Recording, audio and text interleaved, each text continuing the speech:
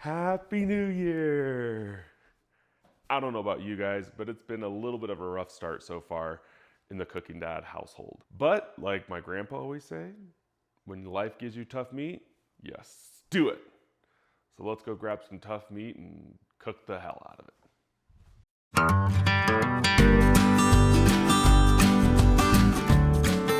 All right, welcome back to the Cooking Dad. To start this stew, we're going to cook up a base of mirepoix. What is a mirepoix, you might ask? Well, it's French.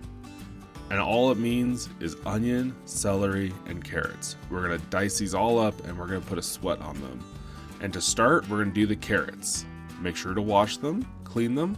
If you want to peel them, you can. I hardly ever peel carrots. I just give them a good wash. To dice the carrots, we're going to want a more smaller cut. And we're going to cut it in half, and then like a choo-choo train with the knife, just chop, chop, chop, chop, chop, chop, chop, all the way down. That's how I'm doing these carrots. Ah, love carrots. So yummy, so good. And we're just going to do that to the rest of the carrots as well. Cut it in half. There we go, flat. And choo-choo train it, chop, chop, chop. So then that way we get these nice little bite-sized bits. Now, if you want to be a little extra fancy, there's another way you can do this. You cut, turn about 45 degrees, cut, cut, cut. And what this will do will give you a cool rhombus-ish shape. I think it's a rhombus. I don't know. I'm not a geologist. Someone tell me if that's a rhombus or not. But that'll give you a more hearty bite of carrot and something more to bite into. See, just like that. But that's not what I'm going to be doing with these, so I'm just going to chop these all up into smaller bits so the carrots cook evenly. After the carrots, we're going to do the celery. I have about 4 stalks of celery. Cut off those white parts. And again, we're going to slit them down the middle and then choo-choo train them apart. And when I say choo-choo train, I mean you're just kind of rocking the knife like the wheels of a choo-choo train. Kind of think of it that way. Cut off the white, slice down the middle, get rid of those nasty tops, and just choo-choo train it. Just like that. Make sure to watch out for those fingers.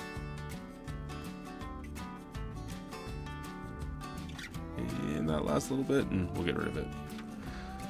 So we're going to do all the celery, and then I have 1 onion, and we're going to dice the onion like we always do. Go cut it in half, go long ways to the root, but not all the way, and then across that 90 degrees, and now you have a good weeknight chop. Dice. Good weeknight dice. Once we get all of those diced up, it's just going to put them in a bowl to make it easier to manage. Now it's time to get the beef. Do your beef dance. Here I just have some cheap stewing beef that they sell at my local store. If they don't have this at your store, that's okay. Just get a nice chuck roast or some other kind of beef roast and then chop it up into 1 inch or 1.5 inch cubes or whatever is a bite size for you and your family. We're going to put a little salt and pepper on that. We're going to start up our Dutch oven. I'm using some grapeseed oil here, but any high heat oil. We're going to basically saute and pan fry this meat and vegetables. Now we're going to watch the pot and wait for it to get hot. All right, hot enough. Full disclosure, there was some time cut out that my pot does not get that hot that quickly. Grab your favorite spoon, break up that meat, and we're just going to get that all nice and browning. And what our goal is, we're not trying to sear the meat so much as we're trying to get some of that good meat juice and fond at the bottom of the pot. So once the meat's mostly cooked, doesn't have to cook all the way because it's going to cook a bunch in the stew. We're going to take the meat out and we're going to start sweating our vegetables. So now the difference between a sweat and a saute. A sweat is done at much lower temperatures and we're not trying to get color or caramelize the sugars on a sweat. The purpose of a sweat is to let those moisture cells break down and soften and turn the vegetables a bit translucent. You won't turn the carrots translucent, but you will for sure get the onions translucent. Now it's time for potatoes. Do your best Hulk, get those potatoes open, give them a good wash. Shake, shake, shake, shake, shake, shake. And there we go. Here I'm just using some good Yukon Golds and I'm quartering them. So cut it in half, cut in half, and that's it. If you want smaller bites, by all means cut them smaller. This is completely up to you. Stew is a choose your own adventure kind of thing. So once those are all nice and good and sweat, and see how those onions put nice translucent on them, we're gonna take it out. We're gonna put in about 4 tablespoons of butter, or a 1/4 cup. We're gonna add 2 tablespoons of flour, and we're gonna make a roux. Now this isn't gonna be a light roux, it's gonna cook a little bit. It's gonna be more of a darker roux, get a much more nutty flavor, complex flavor. So we're gonna let it cook for a few minutes. I think this went about 5-6 minutes. And then we're gonna add our beef back in. Add our vegetables back in.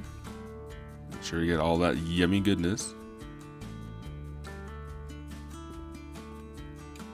Add our potatoes in. And grab your spoon and just let those flavors come together. Now, grab some beef stock, not broth, but stock. And there also, I threw in the rind of a old Parmesan cheese. I keep those around for soups just like this.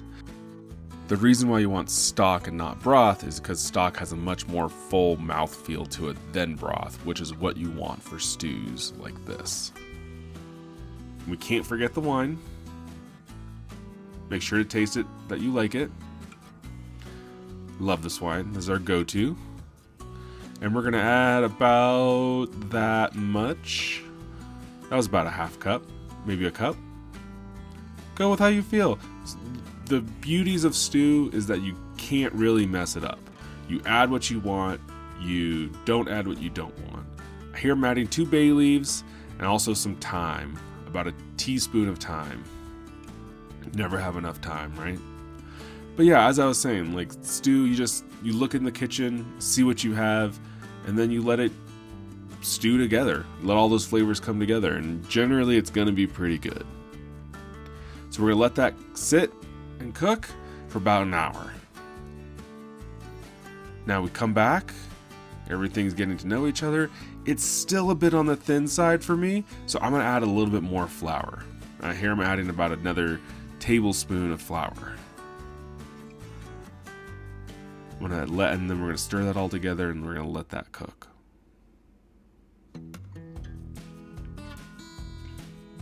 Once that new flour has had a chance to thicken up, then we're gonna check it. That's much more what we're looking for. I know it doesn't look that much of a difference on the screen, but it was a difference there. And it smells so good. So the only thing left to do is grab a bowl and grab a ladle and serve yourself up some stew. Another great thing that goes with this is a very easy French bread that I'll be covering in another episode. Grab a spoon and enjoy. Well, I can't guarantee your kids will like it as much as this one. She ate most of mine, honestly. But that's the fun thing about beef stew. It's easy, cheap, and affordable. Cheap and affordable, that's right. Well, I hope you liked the video. Please like and subscribe. Yeah, thank you. Leave a comment below and join us on Discord. And figure out what to do with this.